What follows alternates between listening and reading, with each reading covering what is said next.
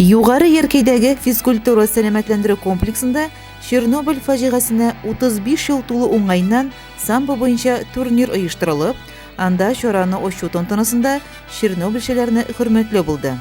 Ярышта катнашучыларны сәламләү һәм рәхмәт сүзләре белән муниципаль район хакимияте башлыгы урынбасары Рәмил Хәертдинов, район ветераннар советы рәисе Анатолий Романов чыгыш ясады. От имени администрации района, от имени главы администрации района выражаем вам огромную благодарность за ваши усилия. Мы желаем вам здоровья вашим семьям, детям. Вот мы решили вот это соревнование молодых ребят посвятить вам и сделать это соревнование по самбо ежегодной традицией, чтобы именно в эти дни проводить вот это мероприятие, чтобы каждым годом количество участников соревнований увеличивалось и стал большим, огромным мероприятием, посвященным вам. Рәмил Назым улы районда бүгенге көндә эшләүче 7 чернобыльче Тахир Шәрәфетдиновка, Рафаэль Сәлимгәриевка, Әлфис Нурмөхәмәтовка, Илшат Байбулатовка, Виктор Гуковка, Искәндәр Нургалиевка, Гайк Маргарянга медальләр һәм бүләкләр тапшырды. Инно авылында туып үстем, Яркәйдә МПМКда эшләдем бит инде автогранда. Шуннан безне 89 елны шул Чернобыль авариясын бетерергә бит инде военкомат аша ебәрделәр бит инде. Шунда эшкә Илеш районыннан 3 кеше киттек менә Фәит и Каенлыктан Ренат бит инде. Без анда 32 километровый зонада яшәргә туры килде, эшләргә. Шунда без бит инде менә шул 86 елны катнашкан техникаларны чистарту, тәртипкә китерү буенча эшләдек бит инде. Анда 6 ай булырга туры килде. Кайтып мин инде шул МПМКда эшләдем бит инде. Менә бүгенге көнне шул минем белән киткән иптәшләр Фәит белән Ренат юк бит инде, үлеп киттеләр. Минем инде үзем хәлгә килгәндә менә хәзер мин пенсиядә инде. 2 кыз, 1 малай үстердек. Аныклар үсәләр бит инде хәзер.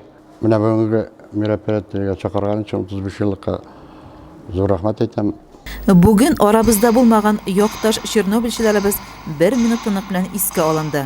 Муса Гәрәев исемендәге башкорт тарихи мәдәни үзәкнең активистларының иҗади чыгышлары чарадагылар өчен бүләк булып яңгырады. Ярышта Илеш, Шаран районнарыннан, Дүртөйле, Нефтекама шәһәрләреннән һәм күрше Татарстан Республикасының Актаныш районыннан 80-нән артык яшь спортчы катнашты. Көрәш 13 авырлык категориясендә барды.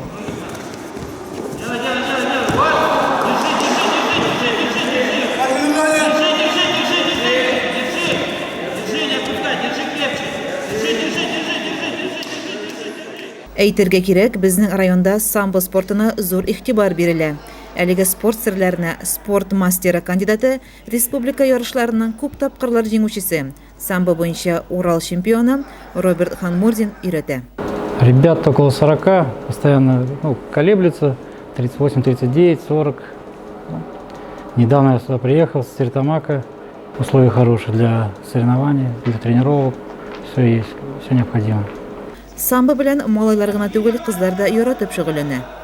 Я желаю всем участникам удачи, и мне очень нравится самбо, потому что я хочу уметь себя защищать и постоять за себя. Я участвовала в разных соревнованиях. Я была в Ишимбае, там я ничего не заняла, потом я была в Стерлитамаке, там мне дали 3-е место. Здесь я была тоже много раз, и были 3-е и 1-е места. А потом недавно мы ходили в Кушнаренково, и там я заняла 1-е место. Самбо белән уже 5 ел заниматься итәм. Мин Биркста булган бар, Уфада, Стерлитамакта. Нинди урыннар алганың бар? 3-нче алган бар, 2-нчеләр, 1-нчене алып булмай әле. Турнирда район данын 14 яшь самбочы яклады. Аларга көч-куәт, җиңү дәрте бирергә ата-аналары да килгән иде. Дочь моя, Мустафина Иделия Ильгизовна, ученица школы номер 4, 3 класса, уже 4-й год посещает кружок самбо. Мы с садика уже 4-й год ходим в самбо, очень ей нравится. У меня такая большая просьба к родителям, может быть, кто-то захочет, смотря на нас, вот отдать своего ребенка, девочку желательно, в спортшколу, потому что вот она одна соревнуется, и, конечно, тяжеловато среди мальчиков. Очень хочется выразить большое спасибо организаторам, очень хорошо было организовано мероприятие, спасибо большое. Хочу пожелать детям, чтобы они больше ходили в кружок, развивались. Это очень дисциплинирует ваших детей. Пожалуйста, водите сюда. Созданы для детей все условия. Турнир зур оешканлык белән узды һәм яшь спортчылар арасында яхшы тәэсирләр калдырды. Барлык самбочларда лаеклы, батыр һәм кыю көрәштеләр. Җиңүне иң көчлеләр яулады. Һәм яшь самбочыларның һәр чыгышы, һәр җиңүе Чернобыль афәтендә катнашучылар өчен хөрмәт һәм ихтирам билгесе булды. Айгөл Муллаянова, Илеш телерадиокомпаниясе.